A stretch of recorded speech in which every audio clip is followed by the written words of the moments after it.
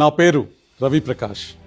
ఒక జర్నలిస్ట్గా ఈ దేశ రాజకీయాలను 35 ఏళ్ల నుంచి క్లోజ్గా వాచ్ చేస్తున్నా. అనేక అంశాలపై రోజు అనలైజ్ చేస్తుంటా. కానీ మొదటిసారి నాకు భయం వేస్తుంది. ఈ భయం ఏ పార్టీ గెలుస్తుందనో కాదు, మన దేశంలో రాజకీయ సమానత్వం దెబ్బతింటుందని. సూటిగా నాదో ప్రశ్న: దక్షిణ భారత భవిష్యత్తును ఉత్తర భారత్ నిర్ణయించాలా?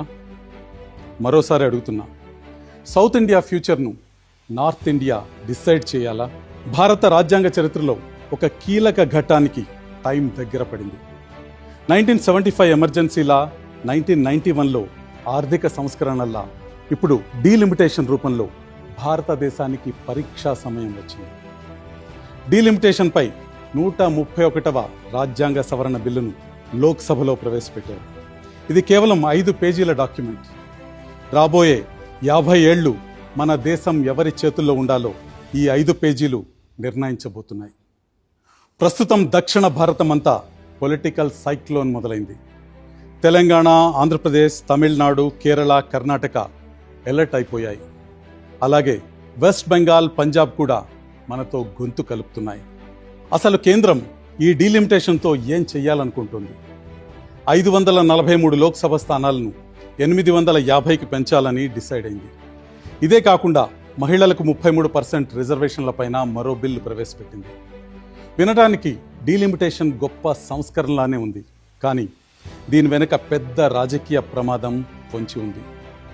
ఇది నా ఒక్కడి మాట కాదు, ఎంతో మంది అనలిస్టుల ఒపీనియన్ కూడా ఇదే.